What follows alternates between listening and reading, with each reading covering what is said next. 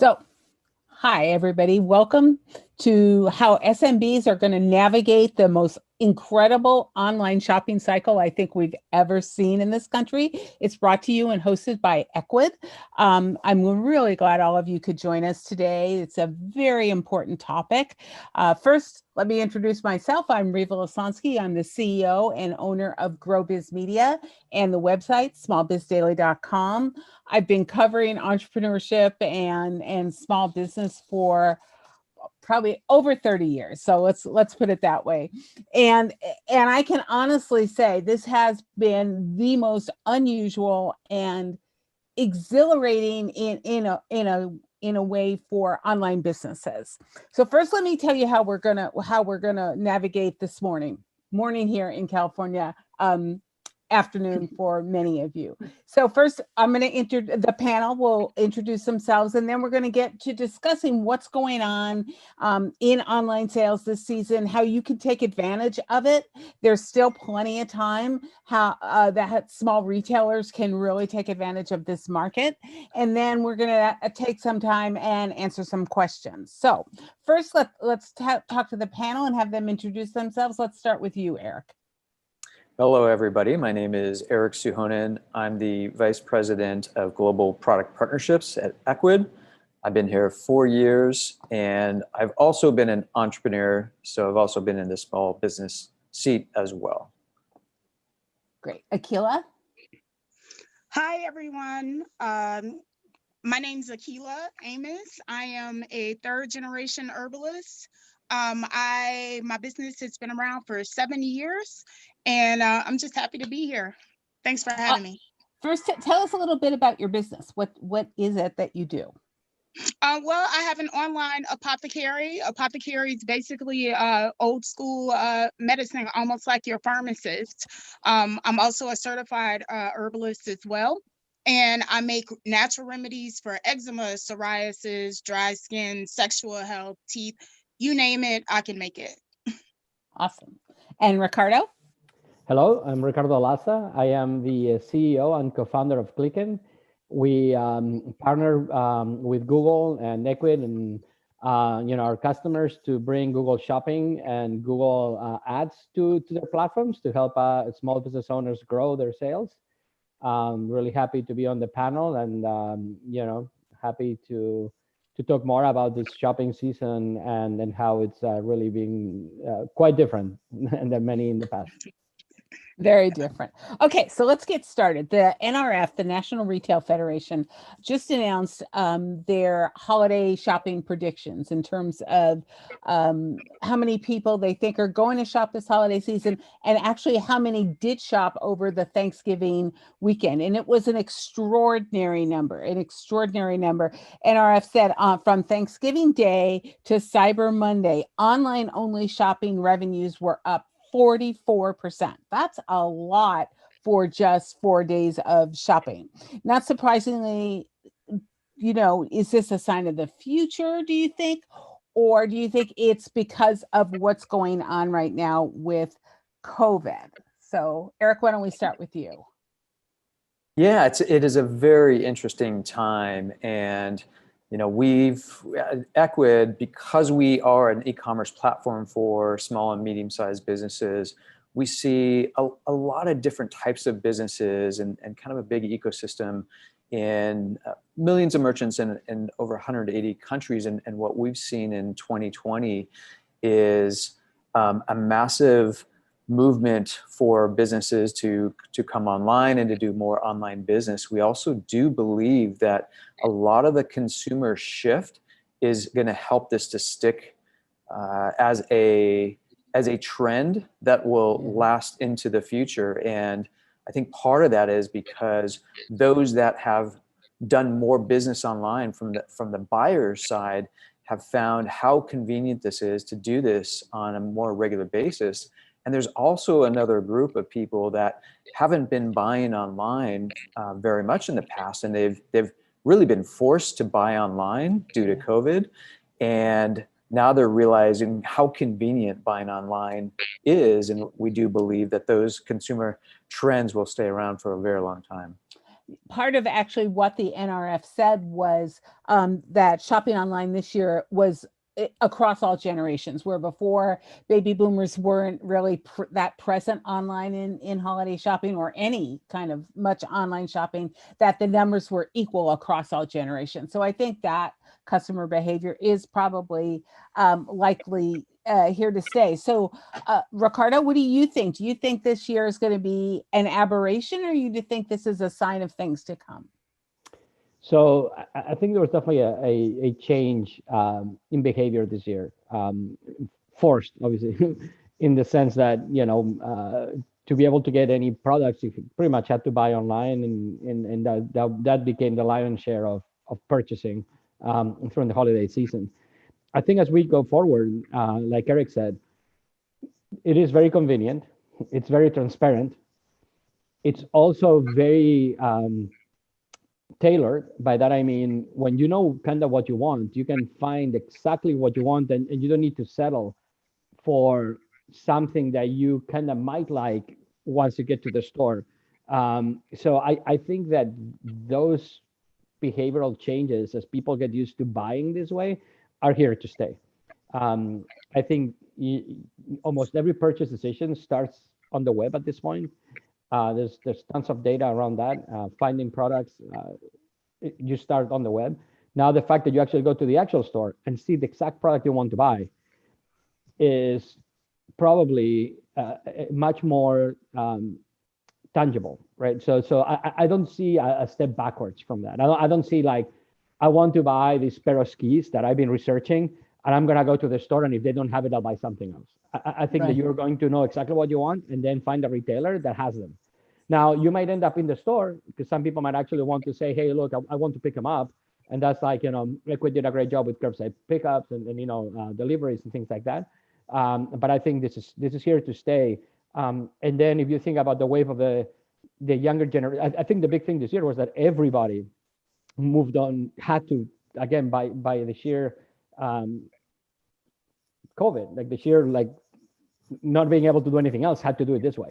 But I think going forward, the younger generations that are already used to finding everything online and actually doing their homework online, the main driver for purchases is going to be online. Whether they end up going to the store or not, they're going to have done their homework online and picked whatever they wanted. Yeah. So Akila, what did you notice as an actual business owner? How did you notice your sales were over the holiday shopping weekend? Over the holiday shopping weekend, my sales actually were up 1,000%, which is huge. Wow. For me. And but we were pretty prepared for it. But as you were speaking about generally consumers now going online, my demographic is really between 25 to 35. That's where I get the most of my business. But I did see an increase in the 45 to 60 range. So interesting.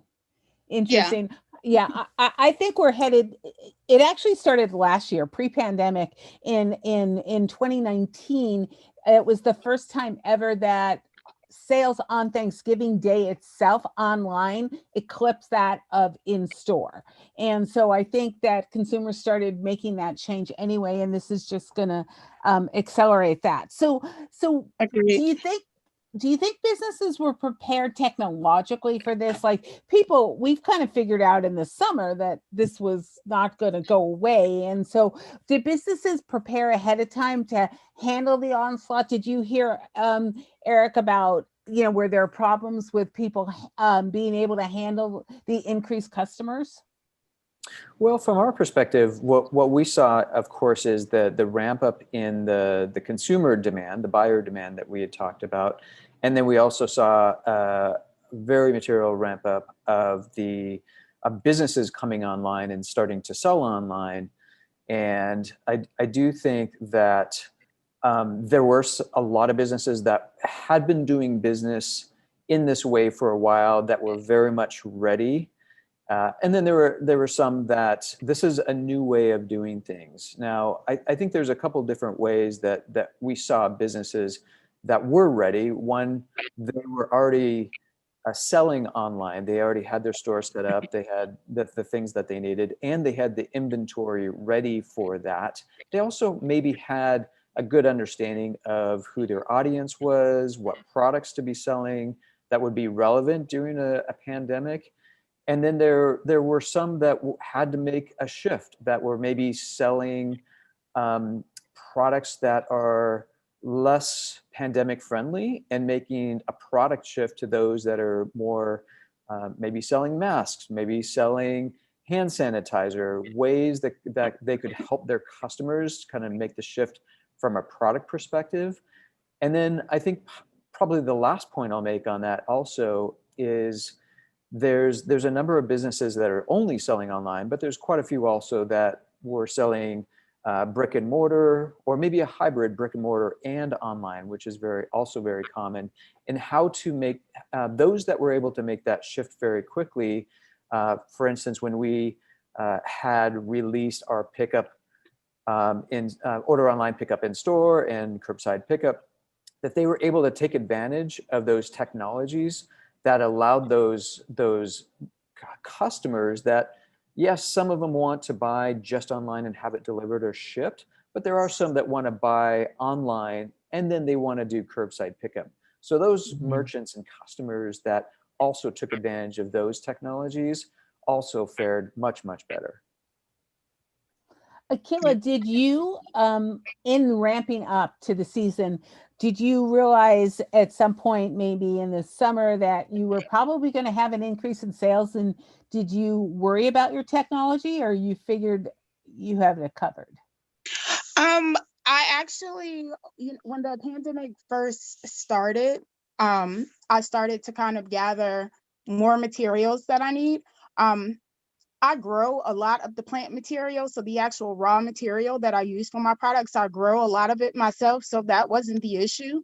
The issue really was containers, and that's all across the board because a lot of things, of course, are imported. So I made sure that I I had plenty so that I would not run out. And also Ecwid releasing the pickup option was fantastic for me, because also in the middle of this pandemic, I actually acquired a 2,600 square foot warehouse. So people are now able to pick up.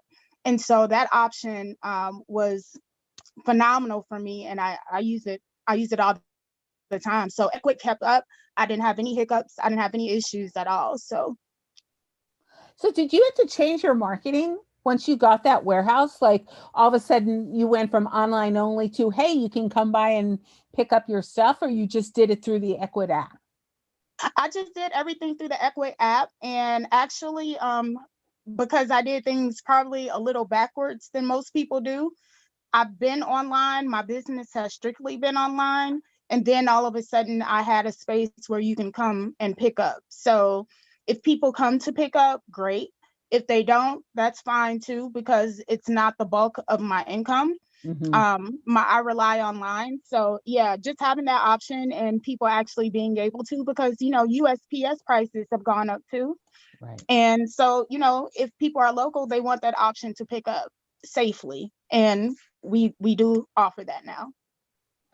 Ricardo, did you see any change in advertising in terms of volume that was unexpected, or did you kind of like already know that it was going to be at a certain level?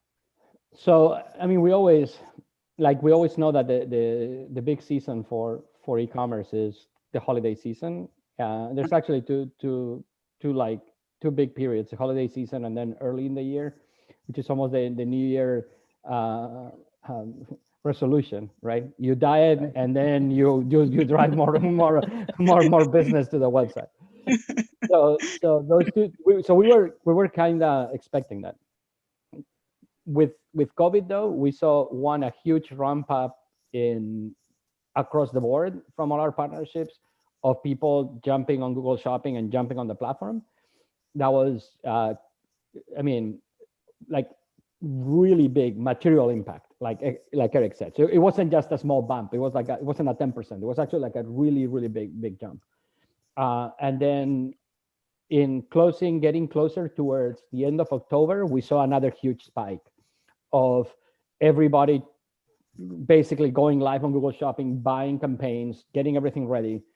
That still is ongoing. So it passed, Cyber Monday and Black Friday, and they still are running campaigns. So I think that everybody was kind of ready this year, realizing that it's going to be a heavily online year.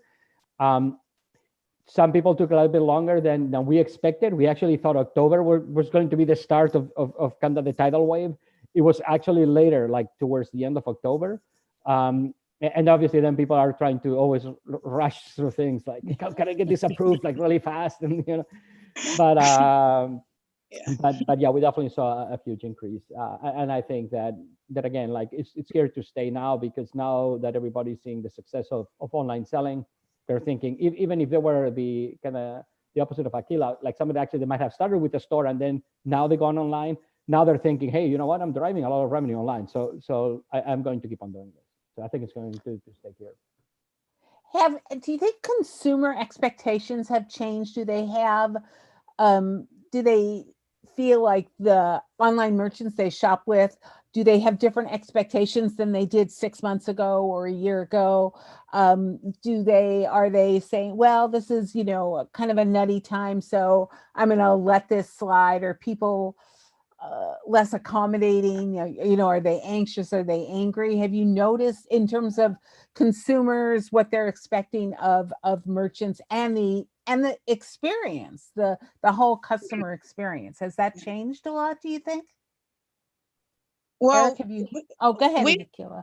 Well, we live in an Amazon world, and so everybody expects things, instantly. Yeah. And so, I think people do extend a lot of grace to small businesses, especially during this time, because people understand nobody can get out. People are parenting, they're doing school. I know myself, he's over there, he's online school right now. So I think people kind of understand that, and especially, watching the news and the climate of everything that's going on, USPS, all the issues that they're having. I think people kind of understand. I know I haven't had most issues, but any fires that I've had, I've cooled down. So overall, yeah, no, people are understanding. Eric, have you heard from your customers? Yeah, I was going to add a couple of points to that too. I think a little bit to Aquila's point too. Merchants who are managing their customers' expectations fare much better, and that could be especially during the holiday season, where I expect to get my shipment by X date because I want to have time to wrap it, and whatever that kind of date is, and I expect that if you tell me it's going to be delivered on December 20th, that it will be by December 20th. And also, quality. So the expectations, I think if merchants, businesses can manage those, that is really, really helpful for creating a really good customer base, and which will then kind of extend into 2021 and beyond. The other thing that we've seen also is that consumers have also shifted quite a bit in terms of where they're finding products. And so we think a lot at Ecwid, we think a lot about discoverability. And we want to make sure that all the businesses that are using the Ecwid platform have the ability to get their products in front of their potential customers in a variety of different ways. This whole idea of multi-channel. And so, it used to be that if I put my store on the web only, then that was good enough. And that's still a very powerful sales channel. But a lot of consumers now are moving to finding your products on Instagram or Facebook or Google or other places that they're just maybe either searching or just browsing or just looking at their news feed, and the business's products pop up right in front of them, like, oh, that's really interesting. I didn't know about that product. I didn't know about that company. Let me check that out. And they could buy right there on Instagram or on Facebook or on Google. And so that the ability to be where the customers are, as the customers are becoming much more divergent and diversified across all these different places that a business's products can be found and then further can be purchased is a really powerful concept that we've seen be a big trend, and also those businesses that are taking advantage of those different sales channels really thrive. So one of the things that the NRF found in their research was that there was a huge increase in terms of researching online before anybody, even if they were shopping in store. Most consumers were starting at a search engine actually, and to do their shopping, or just like going on Google and saying find me this. And so how do people deal with that? Ricardo, how do you plan as a business owner to get noticed when that happens? Because they're not starting out. Nobody maybe knows that Aquila exists. So they're going to just, like Erik said, discover her when they go to Google. Yeah, well, the easiest way to do it is to use Kliken. It's true. It's true. But actually, this is definitely a favorite topic of mine for many reasons. So research absolutely starts online, and you could attribute a lot of it to Google, because obviously that's the maximum intent. When you're searching in Google about something, that means that you are ready to either find more about it or buy it outright. So it is really important to be there. One of the keys that I've seen a big shift, and it's going to be even more important in the future, is that a lot of the research is validated now by your ratings on Google, by your reviews. And by the way, when I mean Google, I really expand that to any other platform, right? Any other platform that actually helps discover and has reviews. Right now, those reviews carry an incredible amount of weight on the decision process of whether to buy or not from somebody. So my first advice to a small business owner is this: is definitely set up your Google My Business, definitely get reviews, definitely keep up with the footprint, because I know sometimes it's a little scary, like somebody might leave you a 1-star or things like that. But like Erik said, if you're responsive and you actually tell them, hey, look, I'm sorry, okay, this went wrong, like you actually respond in the response and you make it right, many customers are really actually change your 1-star to a 4-star, or they actually like acknowledge the reality that we're all humans, right? Sometimes things don't go right, but if you make it right, if you actually do an effort. And then when you think about a consumer buying from your products, when they actually do look at those reviews, they realize, yeah, this is a business I want to do, I want to buy from, because if they get something wrong, they're going to fix it. And actually, when you see only 5 stars, right, like normally it should raise honestly a little bit of a bell, because you go, nobody's that perfect, right? So I would say that. And then the definitely being on Google is critically important. But like Erik said, like being in all the major platforms. Like if you want to think about the world segmentation, right? It's today, especially in front of consumers, you're thinking Google, and Google is a very complex ecosystem today. So Google My Business, Google Shopping, Google Ads, Google Smart Shopping campaigns, retargeting. I mean, it's a slew of things that you probably need to be on top. Then you have Facebook, and by the way, Facebook is becoming as complex, because now you have Facebook shops and Facebook pages and Facebook ads and Facebook dynamic listing ads and Facebook lead ads, and and then you tack on that Instagram, and then you tack onto that Pinterest, and now TikTok, right? And the question is, you never know where your customers are, so you always have to be on kind of all those platforms, because also they don't overlap. So most of the time, if somebody uses Facebook, they don't use Instagram, or if they use Instagram, they don't use Facebook or Pinterest or whatever. So like when you think that my demographic is not on a platform, you're probably missing a portion of your demographic. It's guaranteed that there's going to be somebody that will buy your product in some of those platforms.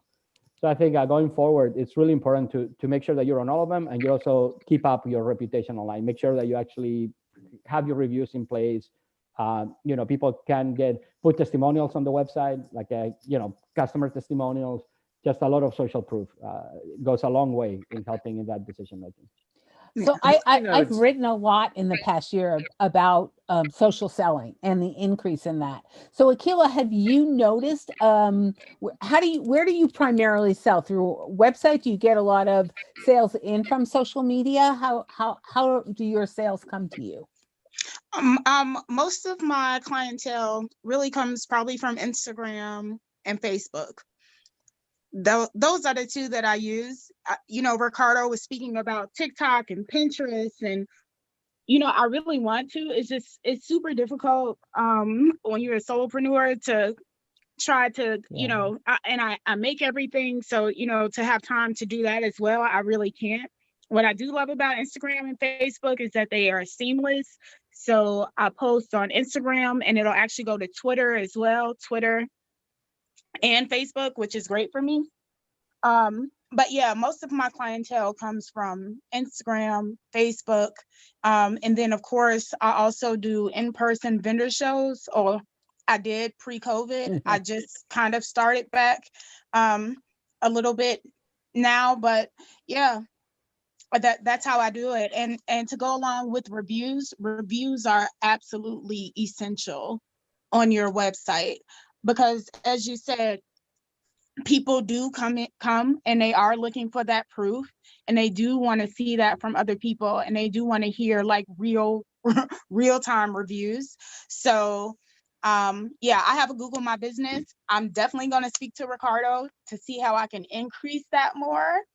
And also use that $150 credit that Google is giving. I'm not sure if they're giving it to everybody before the end of the year, but I did get that. So I definitely need to take advantage of that advertising credit that they gave. But yeah, reviews are absolutely helpful and essential.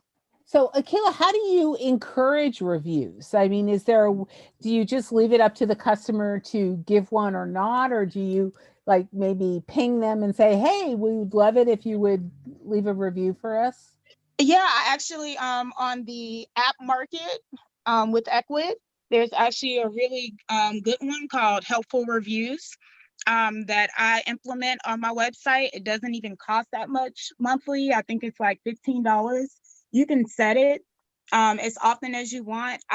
Mine sets for 7 days after they've made a purchase to actually leave a review. So I get about 25% response, but that's good. Yeah. And I think that brings up a really good point that Akila brings up, is bringing the reviews to your site and your branding is helpful. Of course, having good reviews on any site is great.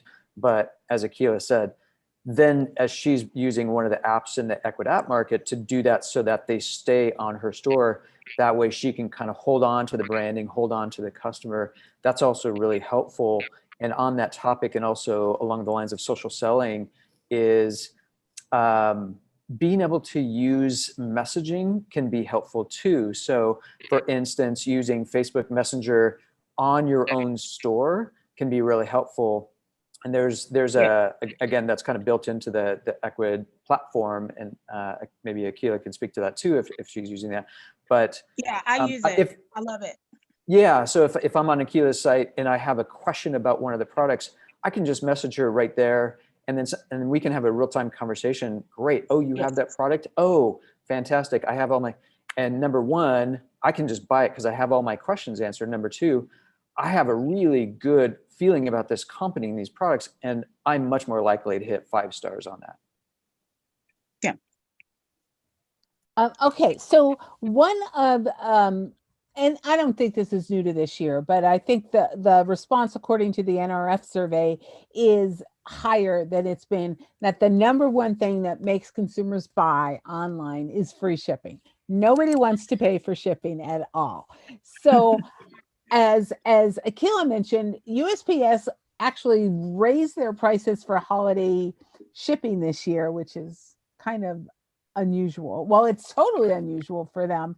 And so how do you all suggest that business owners be able to offer free shipping without destroying their margins? I can't answer the question that well because I don't offer free shipping. Unless I do actually. only if they spend $100 or more. And it's the subtotal. I always get into this, it's the subtotal, guys, not the tax and the shipping. Ecwid is good because it's going to block that. You're not going to get free shipping unless that subtotal is 100. But I really can't afford to do free shipping. I could raise my prices. I'm not sure how that would look, but I am considering that. Considering that a lot of people are maybe, losing their jobs, or, their income is a little restricted. I do want, people to have access to great products and my great products. So I might find a way to do a flat rate type of thing. There's lots of research that has shown that there's growing expectations around free shipping, more and more and more, and people really look for that when they're buying. So it is important, and the merchants on the Ecwid platform that use Aquila's strategy of saying you can have free shipping if you have a certain amount over X dollars of sales. Yeah. That can be really helpful, because one, I feel like I'm getting free shipping as a buyer, and I had to spend a little extra, but that's okay. I kind of wanted that other product anyway, and then the merchant kind of wins also. So that kind of bundling strategy can also be helpful. In some cases, we've had merchants that have been able to raise their prices a little bit to kind of cover that. So then that then helps both the merchant side and the buyer side. So there's a number of different ways, but I do think the expectation of free shipping is continuing to grow over time. And it should be something emphasized in your ads, right? Just in terms of an ad strategy, Ricardo, would you tell people to make sure that they emphasize free shipping, free shipping, free shipping, even if it's at a certain amount? I don't think you're doing anything wrong, Aquila, by doing free shipping at a set amount. I think that that's the smart way to do it. Sure. Well, so actually part of the Google Shopping platform is that you need to be very explicit about what your shipping looks like. So basically, like you have to tell Google, buy products, like what your shipping strategy is. So it's really important because people do look for it. So it will show in your ads if it's free shipping and how it works. I would echo everything that everybody has said. I think that the two strategies that we have seen is either increase the pricing across the board to compute, basically to cover shipping, or bundling, right? Bundling is a great solution to it. I think it's more of a win-win, to be honest with you, because then people feel like we were saying that, they're getting a deal because they're actually substituting shipping for a product. So like they're getting something more than they thought. And I think, definitely, like Google shopping, you need to have it clearly defined. It's one of the things that you actually have to have very clear shipping policies on the website, and then also be very consistent on how you ship. So yeah, it's really important. I think free shipping is definitely the preferred approach. I think when Amazon came up with that, it just made everybody. Yeah, that was a permanent change in consumer expectations, right? You just said, well, if they can do it, why, I think people give small businesses a little bit of slack. They don't expect them to perform, like overnight, like an Amazon level, but they do have that expectation. Yeah, see, they do. So let's talk about shipping for a little, because this year, the post office has been, I'm trying to be diplomatic, slower to deliver than usual, even though they raised their prices. Just in terms of regular mail, for sure, I know that a lot of the places that I've been looking at had said, if you want to buy Christmas, you had to order by the 4th, by the 5th. Like this week was the deadline, which a lot of people kind of delay their shopping. So that is a little bit scary, I think, for some merchants. I think consumers are going to go on and find out, wait, you mean I can't get my products? Aquila, did you, are you seeing that? Are you seeing now people coming in, and did you set a shipping deadline in terms of order now if you want it by Christmas? I did not. You just reminded me that they said the 11th. So yeah, that's tomorrow. I did not. Um, but I mean, you gave us that statistic of 44% increase. They're getting a 44% increase too. I believe the news said that USPS has had its highest amount of pack ever, like ever, this season. So I mean, I see now, luckily, because I'm a business, they'll come and pick up. So they come and pick up from me. But everything isn't going the same day as it used to. I know they are over swamped, but we still have to support USPS. I mean, I'm all about USPS. Everybody says go to FedEx and UPS, but USPS. They deliver everywhere to any home in the United States, so we got to support. Yeah.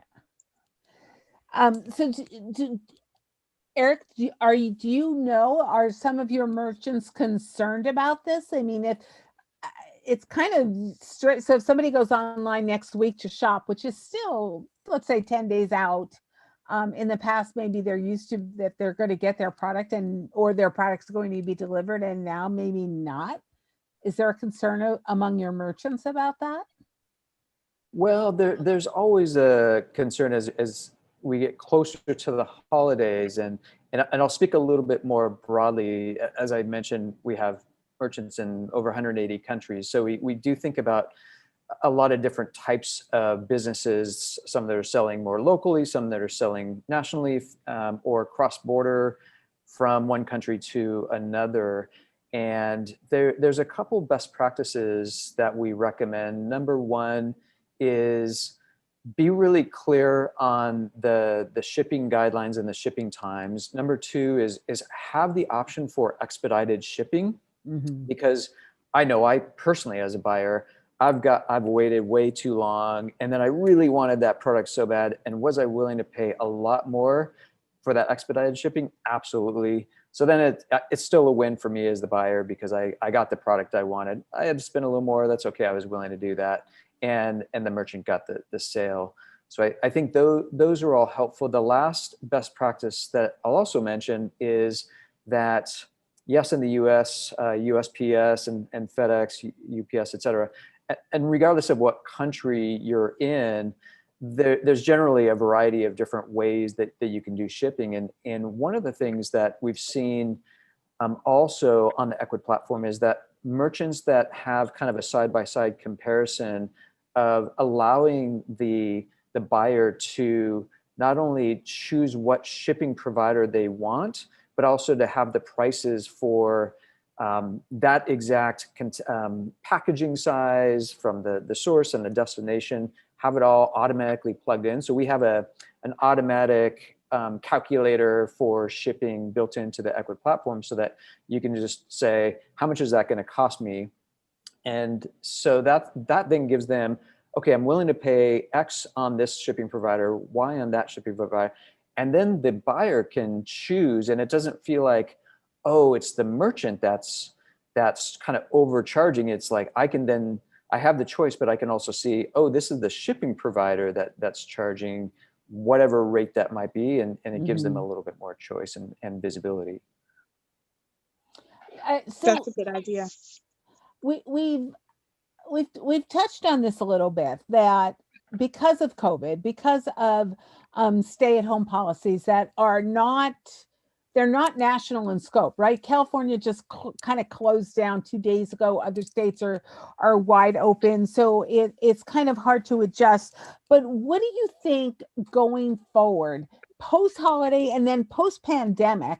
What are the changes in consumer behavior that we think are going to stay? Like, do you think there's always going to now be a demand for on curbside pickup? Akila, do you plan to promote your come pick it up beyond the holiday season, beyond the pandemic season? Are both entrepreneurs, business owners, and customers changing their behavior patterns that they picked up during the pandemic, and are they going to stick to them, or are they going to sort of say, okay, that was then and now we're going to go back to the old way?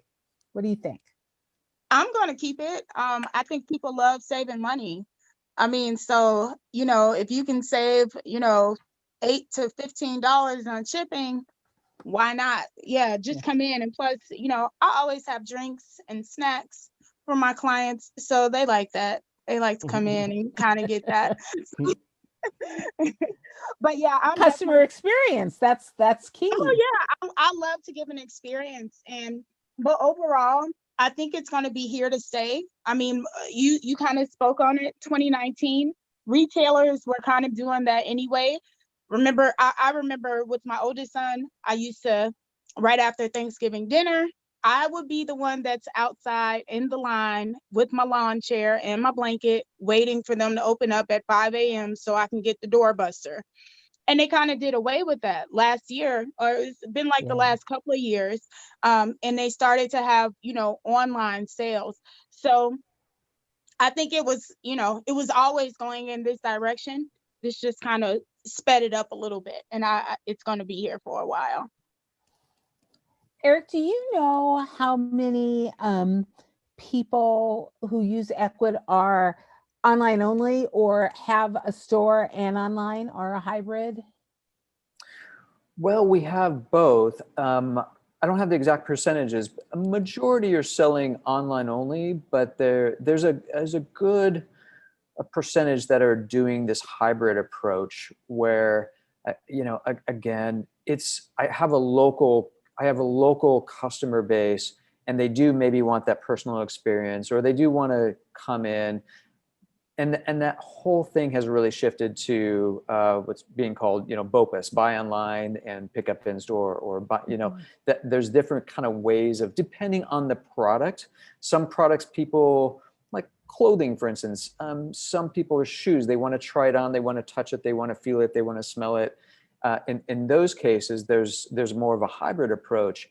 In cases where it's less of an experience, maybe batteries is an extreme example, where I don't need to touch, smell, or feel the batteries. Like, I just want to buy that light bulb. I don't need to smell it. So it does depend a little bit, but yeah, certainly that shift towards online only, or the hybrid, is definitely happening and here to stay. I think that will be here to stay. So we have some questions from our audience. And one of them is about, now that more people are spending time virtually on social platforms.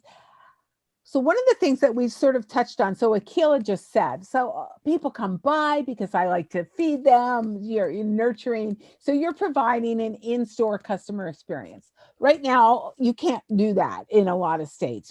There is no in-store customer experience available. How do people create that kind of welcoming environment online where, it's very easy to do an online transaction if you know what you want. You go, you see, you buy, you click, you're done. But people kind of want a customer experience. How do you do that online? How do you offer that? I think you offer it by just being genuine and being yourself. I mean, there's, for instance, I'm making eczema butter. There's a million people selling eczema butter. What makes my eczema butter, better than someone else's? Well, I'm a real person. I'm the face behind my brand. I don't use anybody else to do any of my marketing. I'm a real person, and I give the highs and lows of my business. So people are going on this journey with me. So that gives that customer experience virtually, not in person, but virtually, because they're a part of it. And I make sure that they know that they're a part of it. And we're all in this together. So, yeah. I think that point that Keila just brought up is really important. And I would just bucket a lot of that into authenticity. And if your brand is authentic and you are who you are and you're being real about that, that is super powerful. And I do think that video can also help to kind of bring out the personality of the business owner. So videos on the website can also be great. Sure. Yeah, actually, if I could echo really fast the videos, I think it's probably one of the most important things that people need to be doing. It's putting up a video of, hey, this is how I do my butter, or this is how I do my different things, and people then get to see you without actually having to talk to you. And the other thing I think was really important to address your question there, was the live chats. The live chats give you a little bit of that feeling, like you can talk to somebody right away. They're there, right? So it has a personal connection that is actually really important for the end customer. So I grew up, I'm a retail brat, right? When I was a kid, my dad owned a store with my grandfather, and it's about merchandising, right? Certain times of year you decorate. And one of the things that I've kind of noticed this year is that websites look the same. Like we're not seeing, somebody didn't add like a little bow of holly in a corner in a website. And do you think they should? I mean, maybe that's just me. Because when you go to a store, you do feel, there was a survey done last year about before, again, pre-pandemic, that people like to do their holiday shopping in person because it added to the festive atmosphere. They like to go into a store that was decorated for the holidays. How do you suggest that people accommodate for that online, Eric? Or do you think it really just doesn't matter? Well, I think it does matter. And again, it depends on maybe what product, what customer set, what country, region. There's some variability in this, but I do think that authenticity and that wanting to connect with the brand is really important. And Akila brought up that she's using some of the apps in the Ecwid app market. And that's kind of an example. There's a number in there that can kind of, I'll just say, dress up your website and make it more enticing and interesting and functional. And so that some of that could be seasonal, right? For whatever season then you might be in. I mean, after the holidays, then we're going to have these additional seasons going into early 21 as well. So I think back to the authenticity. If this is something that you would have done with your physical store, then that's your authentic brand. Then you should probably do that. If it's not, and people don't expect for you to, you don't have to kind of change to, it's really just like continuing to have brand consistency. I think it's going to be a lot of automation. I didn't do it I didn't do it online. Oh, I didn't do it. Yeah, so I think there's going to be a lot of automation for that going forward. Yeah. Where you're going to be able to, actually, that's something we've been looking at quite a bit as a platform. When you think about, as a business owner, your merchandising, like you should have an offer every month, right? You should have something that you want to tell your customers, hey, look, this is my special for this month, or hey, this is the holiday season. This is my special gift to you as a customer. Is this bundle or this and that? The problem with that, as simple as that sounds, is that it actually is complex to put together. Like, you have to change the website, you have to bundle things together, you have to do a lot of complexity. So I think as we go forward, there's going to be a lot of automation on that side, where you're going to say, hey, my offer for this month is this. And these are the products that are part of the offer. This is actually a coupon code for this offer specifically. And then theme it like whatever you want to. So it could be themed as the holidays, themed as the summer, themed as Valentine's Day, automatically. Like, so basically make that very like a simple widget, basically, that you put on the website, and it allows you to provide offers. I think there's going to be a lot of innovation in that space. That leads into one of the questions that we got, which is about post-holiday. So, because of the numbers, everybody's getting more online customers. How do you retain them post-holiday? Are there, certain ad schedules you should do? Are there certain, like Akila, you said you do follow-ups in terms of asking for reviews. Is there something that people can do to assure that they keep that customer base and maybe start or grow their loyalty program? Well, I know, again, here I go with the app market again, but I love it because it has everything that I need. So I do have a loyalty program. That's one of the apps with Ecwid, which is phenomenal.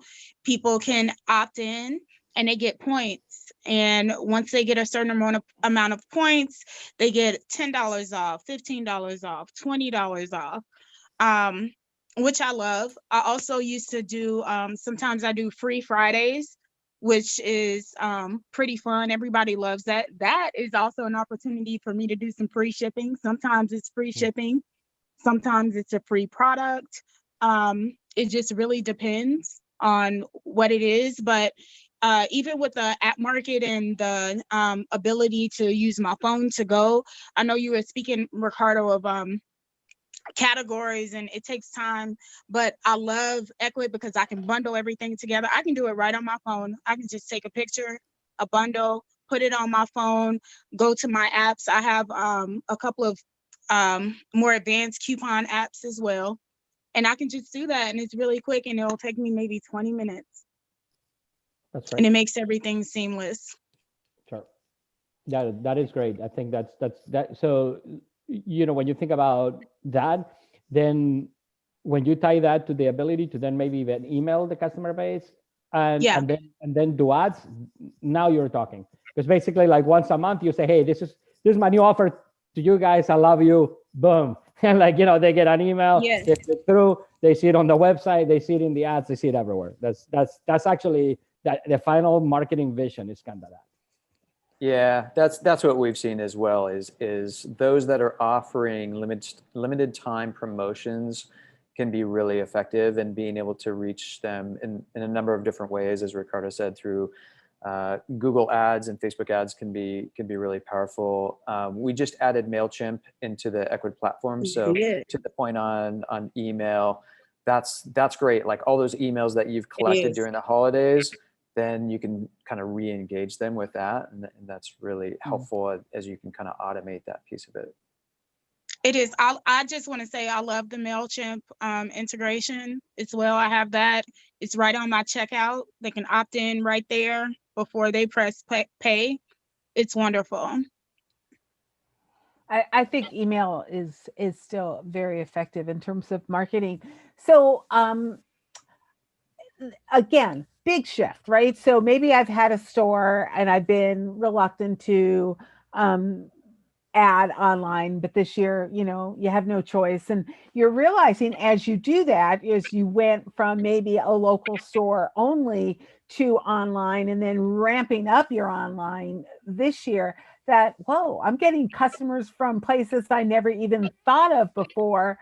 So now what? How do I scale? And so if I realize I'm doing this, if I put a little effort in it, if I spent a little money marketing it, maybe I can do even more. Maybe I can go global.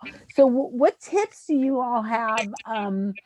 Maybe Ricardo, start with you in terms of marketing, about how to really expand your presence, your customer base. How do you build brand awareness beyond where you used to be well known? Sure. So we've seen a huge increase in Europe when it comes to that. So our platform, one of the things that you can do is set up Google feeds for different countries. They're included in the platform. So basically, you don't pay anymore per country, right? So it's funny because when we launched, we were thinking maybe 1 or 2 countries per customer. And then suddenly we're seeing 10, 12, right? So somebody signs up from Italy and they go on Google Shopping Italy and they see a couple of sales and they go, you know, I could also do the same thing in Switzerland. So they actually go and set up a Switzerland campaign and they see 2 sales and they go, maybe I could do it also in France. And then suddenly like 12 in a row where they've done literally 12 countries one by one, right? So I think that's definitely in Europe and places where the countries are closer, like clearly I could see that as well happening in kind of North America. Like if you're a Canadian company marketing in the US as well, and vice versa. But definitely in Europe, we've seen a huge increase. I mean, many countries, not just maybe surrounding countries. Like I'm from Spain. It's not like if you do like Portugal and France, suddenly you're in Spain and you're selling literally all the way through Norway, like everywhere in Europe, just because it's easier now and it's effective and it's working. So I think that definitely there is a lot to be said about that. Yeah, that geographical expansion is really important, and I think there's 2 aspects of that geographical expansion in growing your customer base. The first is that it's helpful to really know who your core audience segment is, and that could be demographic, that could be geographic, that could be behavioral, however you define your core customer segment, and then go find those segments in other geographical areas. That might be, you've been really successful in Italy, and all of a sudden, oh wait, a lot of people in Brazil really are kind of similar. and all of a sudden people from Brazil you have a whole new customer base, right? Like, so that's kind of thinking about that you're not just kind of shotgunning approach, but really a little bit more prescriptive on where are my customer segments around the world, or even within my country, wherever that might be. And then the second is think about how to leverage technology in that, because as you grow from state to country and then cross-border, there are pieces of that where you got to start thinking about international shipping, international taxes, different pieces that when I'm just operating in my little region, I don't have to think about international taxes. And when you do, and with the Ecwid platform, there are automatic tax calculations that, hey, if I'm shipping across the street or across the world, it automatically calculates all the taxes for me, the sales taxes for me as well. And so I think technology can help in terms of taking the complexity out of it and making it easy, so you can focus on your craft and running your business and not have to think about all those complexities behind the scene. So have you noticed, Eric, that there is an uptick in that, or more and more people, as Ricardo said, he's seen it a lot in Europe. Have you seen that here in the US as well, where people are expanding their original markets?